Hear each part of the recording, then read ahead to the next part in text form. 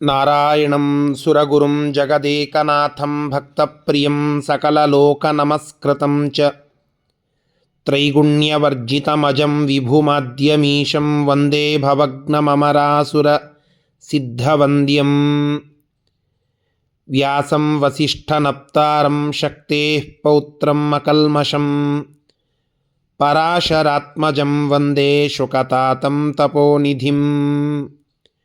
ಶ್ರೀ ಗುರುಭ್ಯೋ ನಮಃ. ಹರಿ ಓಂ.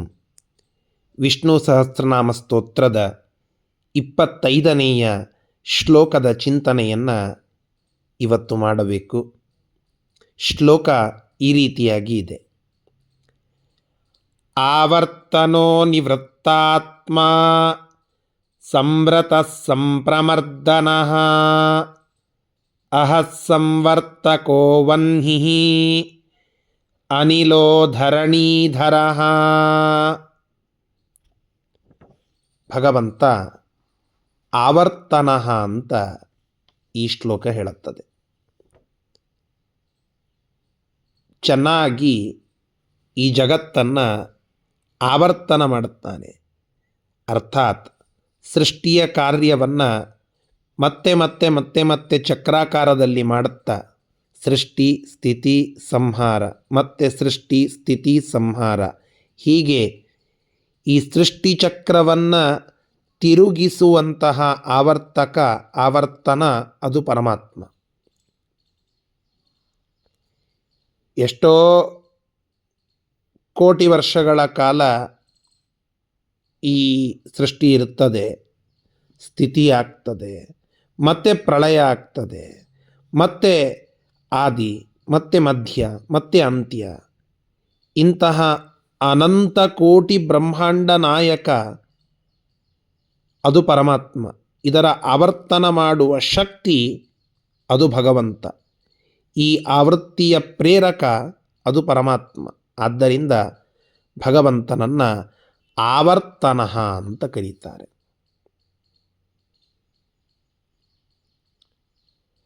ಆವರ್ತಂ ನದ್ಯಾದಿಗತ ಅಂಬಸಾಂ ಭ್ರಮಂ ನಯತಿ ಇತಿ ಆವರ್ತನಃ. ಆವರ್ತ ಅಂತನ್ನೋದಕ್ಕೆ ನದಿಗಳಲ್ಲಿ ನೀರು ಸುಳಿಯಾಗಿ ತಿರುಗಲಿಕ್ಕೆ ಪ್ರಾರಂಭ ಆಗ್ತದಲ್ಲ, ಅದನ್ನು ಆವರ್ತಂ ಅಂತ ಕರೀತಾರೆ. ಅಂತಹ ಆ ಆವರ್ತದಂತೆ ಸಜ್ಜನರ ಜೀವನದಲ್ಲಿ ಕಷ್ಟಗಳ ಸುಳಿ, ಕಷ್ಟಗಳ ಆವರ್ತ ಅದು ಬರ್ತದೆ. ಅದರಲ್ಲಿ ಸಜ್ಜನರು ಭಗವದ್ಭಕ್ತರೇ ಸಿಲುಕಿಕೊಳ್ಳುವಂತೆ ಆಗ್ತದೆ. ಅಂತಹ ಆ ಆವರ್ತದಲ್ಲಿ ಸಿಲುಕಿದ ಜನರನ್ನು ಹೊರಗಡೆ ತಂದು ಅವರಿಗೆ ತಾನು ಶ್ರೀರಕ್ಷೆಯಾಗಿ ನಿಲ್ತಾನೆ. ಆದ್ದರಿಂದ ಭಗವಂತನನ್ನು ಆವರ್ತನಃ ಅಂತ ಕರೀತಾರೆ. ಸಜ್ಜನರಿಗೆ ಬರುವ ಕಷ್ಟಗಳು ಒಂದಲ್ಲ ಎರಡಲ್ಲ. ನಳ ಮಹಾರಾಜನಿಗೆ ಬಂದ ಕಷ್ಟಗಳ ಸರಣಿಯನ್ನು ಮಹಾಭಾರತ ವರ್ಣನ ಮಾಡುತ್ತದಲ್ಲ. ಸಾರ್ವಭೌಮ ಸಾಮ್ರಾಟಾಗಿ ಮೆರೀತಾ ಇದ್ದ ಒಬ್ಬ ರಾಜ ಕಲಿಯ ಪ್ರವೇಶದಿಂದ ಎಂತಹ ಕಷ್ಟಗಳನ್ನು ಅನುಭವಿಸಬೇಕಾಗಿ ಬರುತ್ತದೆ. ಉಡುವ ಬಟ್ಟೆ ಇಲ್ಲ, ಅರ್ಧ ಬಟ್ಟೆಯನ್ನು ಹೆಂಡತಿಯಿಂದ ತೆಗೆದುಕೊಂಡು ಇರುವ ಪ್ರಸಂಗ, ರಾಜ್ಯವನ್ನೆಲ್ಲ ಬಿಟ್ಟು ಕಾಡಿಗೆ ಹೋಗುವ ಪ್ರಸಂಗ, ಹೆಂಡತಿಯಿಂದ ದೂರಾಗುವ ಪ್ರಸಂಗ, ತಾನೊಬ್ಬ ರಾಜನಾದರೂ ಮತ್ತೊಬ್ಬ ರಾಜನ ಅಡಿಯಲ್ಲಿ ಅಶ್ವಪಾಲಕನಾಗಿ ಇರುವ ಪ್ರಸಂಗ, ಮಕ್ಕಳನ್ನು ನೋಡದೇ ಇರುವ ಪ್ರಸಂಗ, ಇಷ್ಟೆಲ್ಲ ಕಷ್ಟದ ಪರಿಸ್ಥಿತಿ ನಳ ಮಹಾರಾಜನಿಗೆ ಬಂದರೂ ಭಗವಂತ ಕೊನೆಯಲ್ಲಿ ಅವನಿಗೆ ಆವರ್ತನಃ ಶ್ರೀರಕ್ಷೆಯಾಗಿ ನಿಂತು ಆ ಸುಳಿಯಿಂದ ಅವನನ್ನು ಪಾರು ಮಾಡುತ್ತಾನೆ. ಹೀಗೆ ಪ್ರಹ್ಲಾದರಾಜರ, ಧ್ರುವರಾಜರ ಮತ್ತು ದ್ರೌಪದಿಯ, ಯುಧಿಷ್ಠಿರನ, ಅನೇಕ ಸಜ್ಜನರ ಕಷ್ಟಗಳನ್ನು ನಾವೆಲ್ಲ ನೋಡುತ್ತೇವೆ. ಆ ಎಲ್ಲ ಸಜ್ಜನರ ಕಷ್ಟಗಳನ್ನು ದೂರ ಮಾಡಿ ಅವರಿಗೆ ರಕ್ಷೆಯಾಗಿ ನಿಲ್ಲುವ ಪರಮಾತ್ಮ ಆವರ್ತಂ ನಯತಿ ಇತಿ ಆವರ್ತನಃ. ಹೀಗೆ ಒಂದು ಅರ್ಥವನ್ನು ತಿಳಿದುಕೊಳ್ಳಬಹುದು. ನಿವೃತ್ತಾತ್ಮ, ಇಲ್ಲಿ ಎರಡು ರೀತಿಯಾದ ಪ್ರಯೋಗವನ್ನು ನಾವು ಮಾಡಬಹುದು. ಆವರ್ತನೋ ನಿವೃತ್ತಾತ್ಮ ಅನ್ನುವಾಗ ಸಂಧಿ ಬಿಡಿಸಿ ಆವರ್ತನಃ ನಿವೃತ್ತಾತ್ಮ ಅಂತಲೂ ಮಾಡಬಹುದು, ಅಥವಾ ಅನಿವೃತ್ತಾತ್ಮ ಅಂತಲೂ ಕೂಡ ನಾವು ಮಾಡಬಹುದು. ನಿವೃತ್ತಾತ್ಮ ಅನ್ನೋದಕ್ಕೆ ನಿವೃತ್ತಾಃ ಆತ್ಮನಃ ಏನ ಪ್ರಳಯೇ, ಪ್ರಳಯ ಕಾಲದೊಳಗೆ ಯಾವ ಭಗವಂತನಿಂದ ಜೀವರೆಲ್ಲರೂ ನಿವೃತ್ತರಾಗ್ತಾರೋ ಮೋಕ್ಷವನ್ನು ಪಡೆಯಬಹುದು. ಸಜ್ಜನರು ಮುಮುಕ್ಷುಗಳು ಅಂತ. ಅಂತಹ ಮೋಕ್ಷ ಬಯಸುವ ಸಜ್ಜನರು, ಮೋಕ್ಷಕ್ಕೆ ಯೋಗ್ಯರಾದಂಥವರಿಗೆ ಅವರ ಜೀವನದಿಂದ ಆ ನಿವೃತ್ತಿಯನ್ನು ಕೊಟ್ಟು ಪ್ರಳಯದ ಸಂದರ್ಭದಲ್ಲಿ ಮೋಕ್ಷಕ್ಕೆ ಅವರನ್ನು ಕಳಿಸುವಂತಹ ಪರಮಾತ್ಮ ನಿವೃತ್ತಾತ್ಮ ಅಂತ ಕರೆಸಿಕೊಳ್ಳುತ್ತಾನೆ. ಇನ್ನು ಅನಿವೃತ್ತಾತ್ಮ ಅಂತನ್ನೋದಕ್ಕೆ ಭಗವಂತನಿಗೆ ಯಾವ ಮೋಕ್ಷ ಇಲ್ಲ. ಅನಿವೃತ್ತಃ ಆತ್ಮ ದೇಹ ಯಸ್ಯ ಸಹ, ಭಗವಂತನ ದೇಹ ಅದು ಅನಿವೃತ್ತವಲ್ಲ. ಯಾಕೆ? ನಿವೃತ್ತವಾಗಬೇಕು ಅಂತಂದರೆ ಅದು ಬಂಧನದಲ್ಲಿ ಸಿಲುಕಿಕೊಂಡಿರಬೇಕು. ಬಂಧನದಲ್ಲಿ ಸಿಲುಕಿಕೊಂಡಿದ್ದರೆ ಅದು ನಿವೃತ್ತವಾಗುವುದು.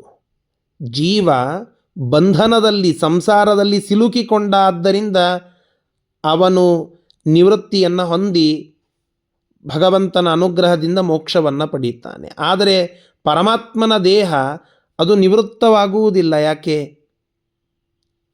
ಅದು ಯಾವತ್ತಿಗೂ ನಿವೃತ್ತಿಯನ್ನು ಹೊಂದಬೇಕಾದ ಬಂಧನಕ್ಕೆ ಒಳಗಾಗಿಯೇ ಇಲ್ಲ. ಅಂದರೆ ಬಂಧನಕ್ಕೆ ಒಳಗಾದರೆ ಅದಕ್ಕೆ ನಿವೃತ್ತಿ.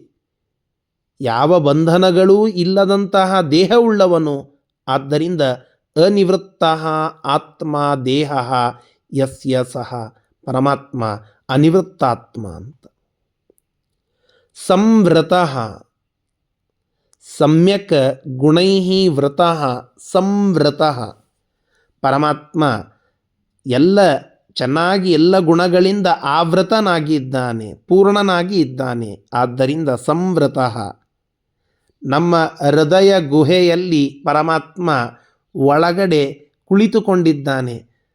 ಆ ಗುಹೆಯಲ್ಲಿ ಸಂವೃತನಾಗಿದ್ದಾನೆ. ಆದ್ದರಿಂದ ಪರಮಾತ್ಮನನ್ನು ಸಂವೃತಃ ಅಂತ ಕರೀತಾರೆ. ಸಂಪ್ರಮರ್ದನ, ಪ್ರಮರ್ದನ ಅಂತಂದರೆ ನಾಶ ಮಾಡೋದು. ದೈತ್ಯರನ್ನೆಲ್ಲ ಪರಮಾತ್ಮ ಚೆನ್ನಾಗಿ ಸಂಹಾರ, ಪ್ರಮರ್ದನ ಮಾಡಿದ್ದಾನೆ. ನಮ್ಮೊಳಗಿರುವ ಕಾಮಕ್ರೋಧಾದಿ ದೈತ್ಯರನ್ನು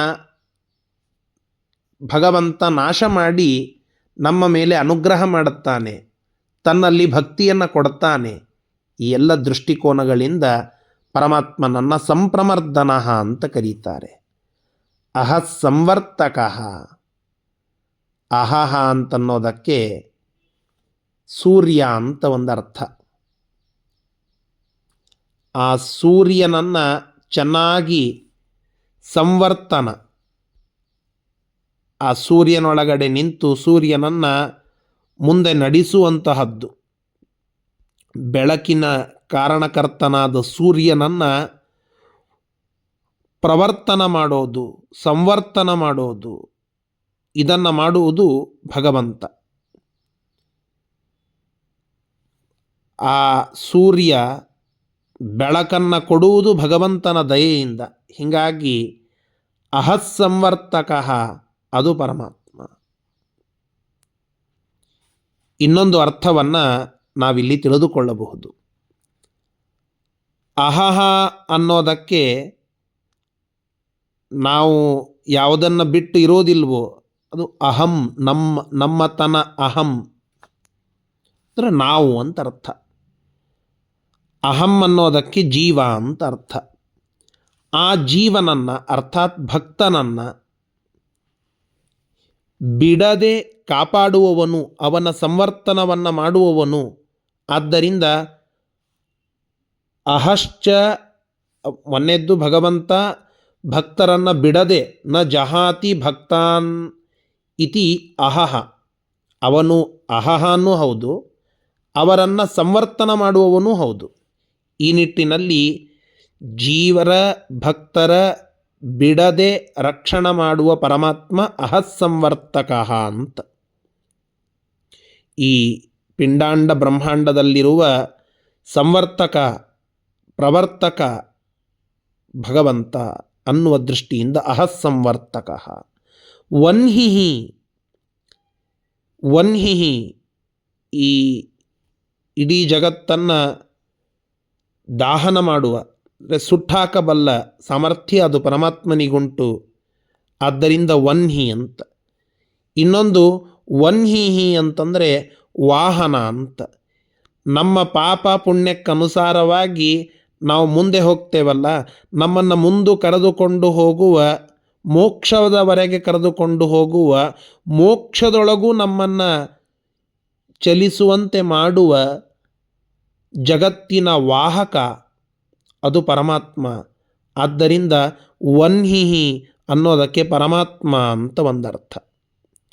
ಜಗತ್ತನ್ನು ಸುಟ್ಟಾಕಬಲ್ಲ, ಸುಟ್ಟಾಕೋದು ಅಂತಂದರೆ ಪ್ರಳಯ ಕಾಲದಲ್ಲಿ ಸಂಪೂರ್ಣವಾಗಿ ಇದನ್ನು ಸಂಹರಿಸಬಲ್ಲ ಸಾಮರ್ಥ್ಯ ಅದು ಪರಮಾತ್ಮನಿಗೆ. ಇನ್ನೊಂದು ಸಮಸ್ತ ಲೋಕವನ್ನು, ಬ್ರಹ್ಮಾದಿ ಎಲ್ಲ ದೇವತೆಗಳನ್ನು ನಿಯಮನ ಮಾಡುತ್ತಾ ಅವರನ್ನು ಮೋಕ್ಷಕ್ಕೆ ಕೊಂಡೊಯ್ಯುವ ವಾಹನ, ವಾಹಕ, ಡ್ರೈವರ್ ಅದು ಭಗವಂತ.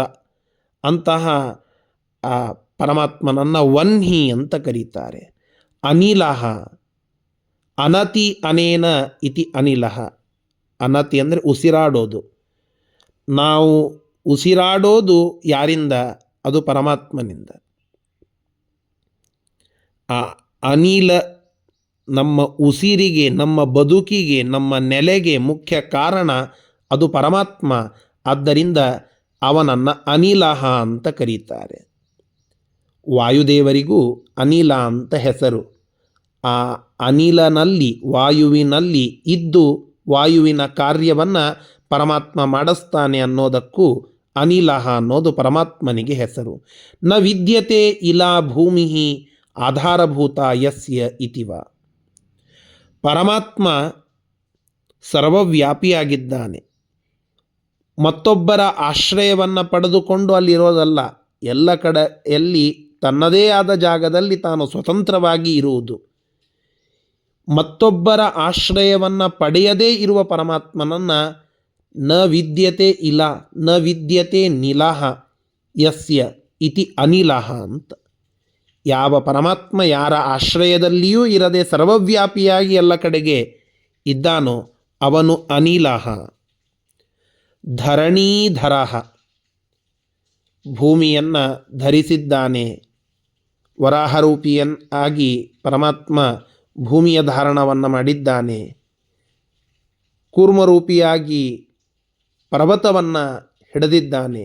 ಹೀಗೆ ಈ ಎಲ್ಲ ದೃಷ್ಟಿಯನ್ನು ತೆಗೆದುಕೊಂಡಾಗ ಪರಮಾತ್ಮನನ್ನು ಧರಣೀಧರ ಅಂತ ನಾವು ಕರೆಯೋದುಂಟು. ಇಂತಹ ಪರಮಾತ್ಮ ಆವರ್ತನಃ, ನಿವೃತ್ತಾತ್ಮ, ಸಂವೃತಃ, ಸಂಪ್ರಮರ್ದನಃ, ಅಹಸ್ಸಂವರ್ತಕಃ, ವನ್ಹಿಃ, ಅನಿಲಃ, ಧರಣೀಧರಃ ಎಂಬುವ 8 ನಾಮಗಳಿಂದ ಪರಮಾತ್ಮ ಸ್ತುತ್ಯ. ಆ ಪರಮಾತ್ಮನನ್ನು ಈ ರೀತಿಯಾಗಿ ನಾವು ಸ್ತೋತ್ರ ಮಾಡೋಣ. ಶ್ರೀಕೃಷ್ಣಾರ್ಪಣಮಸ್ತು.